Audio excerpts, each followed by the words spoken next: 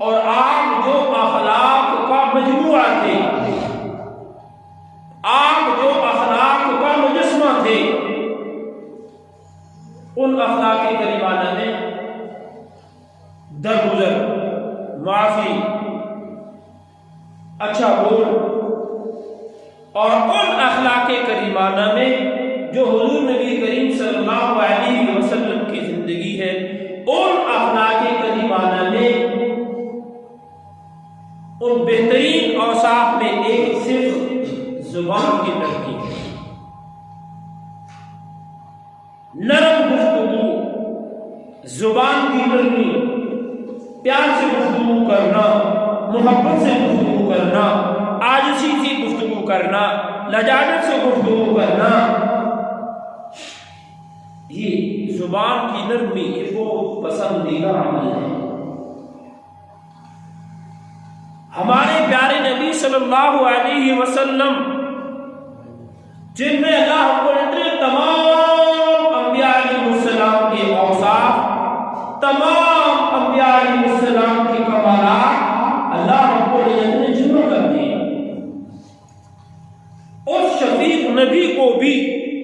اللہ رب العزت کیا فرما رہے ہیں؟ فَبِمَا رَحْمَةٍ مِّنَ اللَّهِ لِنتَ لَهُمْ وَلَوْ كُنْتَ فَظًّا غَلِيظَ الْقَلْبِ لَانفَضُّوا مِنْ حَوْلِكَ۔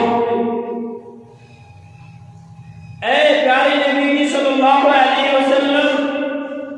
آپ جو یہ نرم گفتگو کرتے ہیں یہ اللہ کی رحمت کی وجہ سے ہے، یہ اللہ کا خاص کرم ہے، یہ اللہ رب العزت کا خاص ایک فضل ہے۔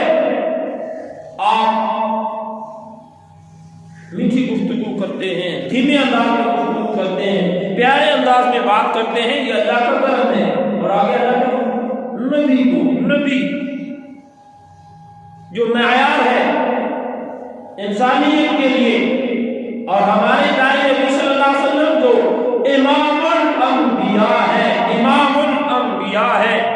اللہ کیا کہہ رہے ہیں؟ وَلَوْ كُنْتَ فَظًّا غَلِيظَ الْقَلْبِ لَانفَضُّوا مِنْ حَوْلِكَ۔ اے میرے پیارے نبی صلی اللہ علیہ وسلم، آپ اگر سخت گفتگو کرنے والے ہو، مزاج آپ کا سخت ہو، گفتگو آپ سخت کرنے والے ہو، آپ کے مزاج میں اگر خوشی ہوتی تو یہ جو صحابہ کرام آپ کے پاس بیٹھے ہیں، مختلف قوموں سے، مختلف قبیلوں سے، مختلف رنگ و نسل کے، آپ پر دیوانہ وار، آپ پر جان قربان کرنے کے لیے بھی تیار بیٹھے، پھر یہ آپ کے ارد گرد نہ بیٹھتے۔ یہ اللہ کا کرم ہے کہ اللہ نے آپ کو یہ جو صفت دی ہے کہ آپ نرم ہو اور محبت سے، پیار سے، لجاجت سے آپ گفتگو کرتے ہیں، اس کا یہ کمال ہے کہ یہ صحابہ آپ کے ساتھ جڑے بیٹھے۔ اور جہاں انبیاء علیہ السلام کو اللہ رب العزت نے یہ ان کا فرض منصبی تھا کہ لوگوں کو دعوت دینا، خیر کی دعوت دینا، ایمان کی دعوت دینا، تو اب انبیاء علیہ السلام کی زندگی کے انسان پڑھے تو فرعون جیسا بادشاہ جس نے خدائی کا دعویٰ کیا، اور اس نے کیا کہا؟ بسم اللہ الرحمن الرحیم فقال انا ربکم الاعلی۔ وہ فرعون کہنے لگا میں تمہارا رب ہوں، اپنے لوگوں کو کر میں تمہارا پالنے والا ہوں، میں تمہارا رب ہوں، اس نے دعویٰ کر دیا۔ لیکن حضرت موسیٰ علیہ السلام جیسے جلالی پیغمبر، حضرت موسیٰ علیہ السلام جیسے جلالی پیغمبر، جلال والے اور کلیم اللہ ہیں، اللہ سے ہم سلام ہوتے ہیں، اللہ ہم سے ہم کلام ہونے کا شرف حضرت موسیٰ علیہ السلام کو حاصل ہے۔ لیکن اتنا بڑا دشمن خدا فرعون، اتنا بڑا ظالم، اتنا بڑا جابر اور اتنا بڑا بدبخت جس نے خدائی کا دعویٰ کیا، جب موسیٰ علیہ السلام کو اللہ رب العزت نے کہا کہ اپنا فرض نبھائیے اور ان کو ایمان کی دعوت دیجیے، دیجئے، اس کو خیر کی طرف بلائیے، اور آپ کا جو منصب منصبی ہے اس کو نبھائیے، ذرا اس کو بلائیے۔ تو کیا کہا حضرت موسیٰ علیہ السلام کو رب نے کیا نصیحت کی، کیا کہا؟ بسم اللہ الرحمن الرحیم فقولا له قولا لینا لعلہ یتذکر او یخشی۔ اے میرے پیارے موسیٰ علیہ السلام، آپ جب فرعون کو دعوت دینے کے لیے جائیں، فرعون کے پاس جائیں اس کو ایمان کی دعوت دینے کے لیے، فقولا له قولا لینا لعلہ، آپ اس کو نرمی کے ساتھ بات کہیں، نرمی کے ساتھ۔ فقولا له قولا لینا لعلہ یتذکر او یخشی، شاید وہ نصیحت حاصل کر لے، شاید اس کو خوف آ جائے، شاید وہ ڈر جائے۔ تو موسیٰ علیہ السلام کو اللہ کہہ رہے ذرا نرمی کے ساتھ بات کیجیے گا، نرمی کے ساتھ بات کیجیے گا۔ اور نرم ہونا یہ بہت پیاری ایک صفت ہے۔ انسان معاشرے میں تنہا نہیں رہ سکتا، اور یہ بھی نہیں ہے کہ اللہ نے ساری صفات ایک ہی انسان میں جمع کر دی، ایسا بھی نہیں ہے۔ اللہ نے ہر ایک میں مختلف صفات رکھی ہیں، کمزوریوں بھی ہیں اور صفات بھی ہیں انسان کے اندر، لیکن جو انسان چاہتا ہے کہ لوگوں کے دلوں میں گھر کر جائے اور اللہ کے ہاں اس کا مقام بن جائے، وہ اللہ کا بھی قریب ہو جائے اور انسانیت کے دلوں میں بھی گھر کر جائے، تو ہم اپنے زبان کے جوڑ کو نرم کر لیں۔ مجھے شعبے سے ہے، اب انسان اگر دین کی بات کرنا چاہتا ہے تو نرم گوئی کے ساتھ کہ دل میں خیر خائی ہے، اگلے کو نیک عمل کی طرف لانا ہے، عملی زندگی کی طرف لانا ہے، تو داعی کے لیے ایک اصول وضع کیا گیا، ادعو الی سبیل ربک بالحکمت والموعظۃ الحسنہ، حکمت کے ساتھ، بصیرت کے ساتھ آپ لوگوں کو دعوت دیجیے ایمان کی طرف، اسلام کی طرف۔ داعی کو بھی کہا گیا اچھے مواعظ کے ساتھ، اچھی طرز بیان کے ساتھ لوگوں کو حکمت کے ساتھ دین کی طرف بلائیے۔ تو نرم گوئی یہ بہت بڑی ایک صفت ہے، نرم گوئی ایک بہت بڑا ایک وصف ہے۔ فرمایا اللہ رب العزت اس سخی کو، جو سخی بھی ہو، حدیث کے الفاظ پر غور کیجیے، حدیث کے الفاظ پر غور کیجیے، جو سخی بھی ہو اور نرم دل بھی ہو اور زبان کا نرم ہو، اللہ اس بندے کو اپنا محبوب بنا لیتے ہیں۔ کتنے کمال کے الفاظ ہیں، کتنے زبردست الفاظ ہیں، اور ہم اپنی زبان سے الفاظ نکالتے ہیں جب انسان اور غصے میں انسان بے قابو ہو جاتا ہے، زبان سے جو آیا نکال دیا، زبان میں جو آیا کہہ دیا، اپنے جذبات کو تسکین پہنچانے کے لیے، اپنے جذبات کو ٹھنڈا کرنے کے لیے انسان جو آتا ہے زبان میں کہہ دیتا ہے۔ ہمارے پیارے نبی صلی اللہ علیہ وسلم کی ایک حدیث ہے نا، بسم اللہ الرحمن الرحیم لیس الشدید بالسرعہ، آپ صلی اللہ علیہ وسلم نے ارشاد فرمایا طاقتور وہ نہیں ہے کہ جو جسم کے اعتبار سے بہت بھاری ہے اور جسم کے اعتبار سے، فَإِنَّمَا الشَّدِيدُ الَّذِي يَمْلِكُ نَفْسَهُ عِنْدَ الْغَضَبِ، سب سے طاقتور آدمی وہ ہے جو غصے کے وقت اپنے جسم پر قابو پا لے۔ غصے کے وقت جسم پر قابو پانا کیا ہے؟ کہ اپنے زبان سے الفاظ احتیاط سے نکالے، اپنے زبان سے الفاظ احتیاط کے ساتھ نکالے۔ اس سے ایسے نہیں کہ منہ سے جو آتا ہے کہتا جائے، جو آئے جائے نہ کہتا جائے، اس سے میں جو آئے جائے نہ کہہ دے، نہیں۔ اسی وجہ سے ہمارے پیارے نبی صلی اللہ علیہ وسلم نے فرمایا ایک آدمی اپنی زبان سے کوئی جملہ خیر کا نکالتا ہے اور اس کو اس کا اندازہ نہیں ہوتا کہ یہ میں کیا جانا کہہ رہا ہوں، لیکن وہ جملہ اتنا پسندیدہ، وہ جملہ اتنا خیر کا، وہ جملہ اتنا پیارا کہ اللہ رب العزت اس ایک جملے کی وجہ سے اپنی ملاقات تک، یعنی قیامت میں اللہ سے ملنا ہے نا، حدیث کے الفاظ، اپنی ملاقات تک اللہ اس بندے کے ساتھ اپنی رضا کا فیصلہ نہیں دیتے۔ اور ایک آدمی اپنی زبان سے کوئی برائی کا جملہ نکالتا ہے، کوئی برا جملہ نکالتا ہے،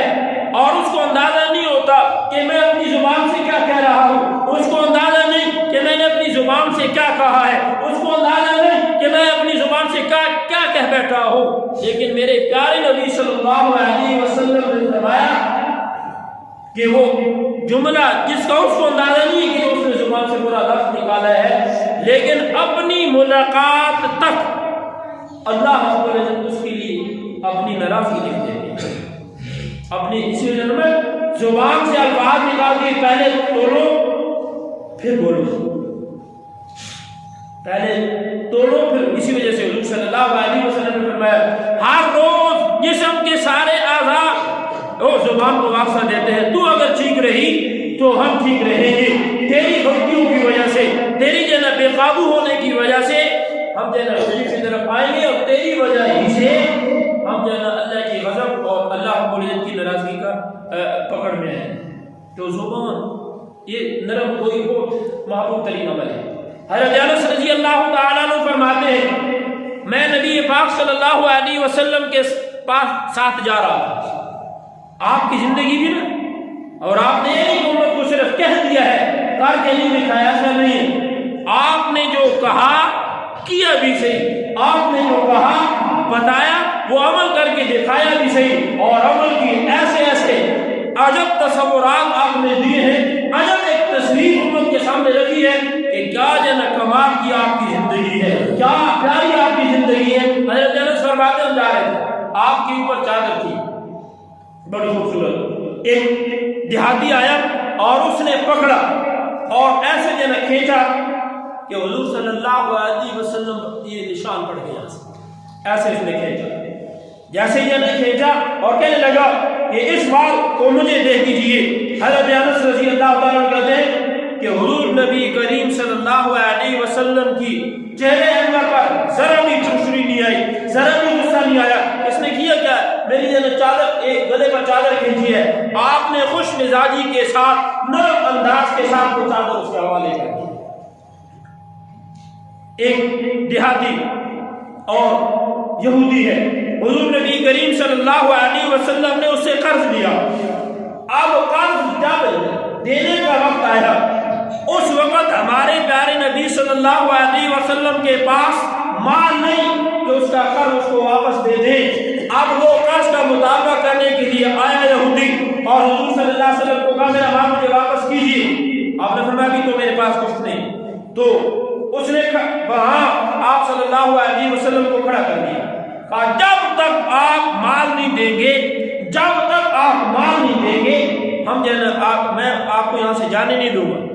حضور نبی کریم صلی اللہ علیہ وسلم وہاں کھڑے رہے اور نماز کا ٹائم ہوا، وہیں جب نمازیں ادا کی، صحابہ کرام رضوان اللہ علیہ مجمعین کو پتہ چلا اور وہ غصے میں قابو کہ اس نے کیا ہے، یہودی ہے، اور حضور نبی کریم صلی اللہ علیہ وسلم کو کھڑا کر دیا اور آپ وہیں نمازیں پڑھ رہے ہیں۔ ہمارے پیارے نبی صلی اللہ علیہ وسلم قربان چاہیے آپ کی زندگی پر، قربان چاہیے آپ کی زندگی پر۔ اور وہ جب صحابہ نے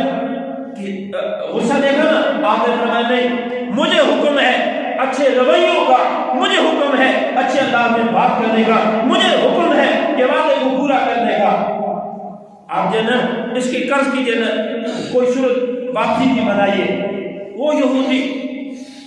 جب قرض اس نے لے لیا نا ماں، فوراً کہا آپ اپنا ہاتھ بڑھائیے، میرے ماں باپ آپ کا جن قربان ہو کہ میں نے دوران میں آپ کے بہت ساری جن صفات پڑھی، آپ نے مکہ میں آنا ہے، آپ کے والد کا نام، آپ کی جن قبیلے کا نام، یہ سب کچھ میں نے پڑھا، لیکن آپ کی صفات بھی پڑھی کہ آپ کے ساتھ اگر جتنا برا اور سخت رویہ اختیار کیا جائے گا آپ اتنا ہی اچھا رویہ کریں گے۔ میں آزمانا چاہتا تھا، میں نے آزما لیا، آپ کے ساتھ میں نے کتنا برا سلوک کیا، آپ کے ساتھ میں نے کتنا برا رویہ کیا، لیکن آپ نے کچھ بھی نہیں کہا اور درگزر کر دے۔ آپ بڑھائیے، قربان جائیے، میرے ماں باپ آپ کا قربان ہو، اور فوراً ایمان ہے آپ کے حسن اخلاق کی وجہ سے، آپ کی زبان کی نرمی کی وجہ سے۔ ایک دیہاتی آیا اور وہ آ کر حضور بیٹھے تھے، صحابہ بھی بیٹھے تھے، آ کر کھڑے ہو کر مسجد میں پیشاب کر دیا، صحابہ اٹھے غصے سے، آپ نے فرمایا بیٹھ جاؤ، پانی کا ڈوب ڈال دو، اس نے جو غلطی کی ہے اس نے کر دی ہے، اس کو پھر بلایا پیار کے ساتھ، محبت کے ساتھ، نرمی کے ساتھ، اس کو سمجھا بھائی مسجد نماز پڑھنے کی جگہ ہے، قرآن پڑھنے کی جگہ ہے، ذکر پھر الفاظ ہیں، میرے ماں باپ آپ پر جنت قربان ہو، میری جان آپ پر جنت قربان ہو، میں آپ پر جنت فدا ہوں، میں نے عمل کیا اور آپ نے کتنا اچھا رویہ اختیار۔ میرے پیارے دوستو، آج ہمیں بھی چاہیے ہم اپنی گفتگو میں، ہم اپنے بول میں، ہم اپنے ہر عمل میں اپنے مزاج میں نرمی پیدا کریں، نرمی پیدا کریں، درد پیدا کریں، اپنے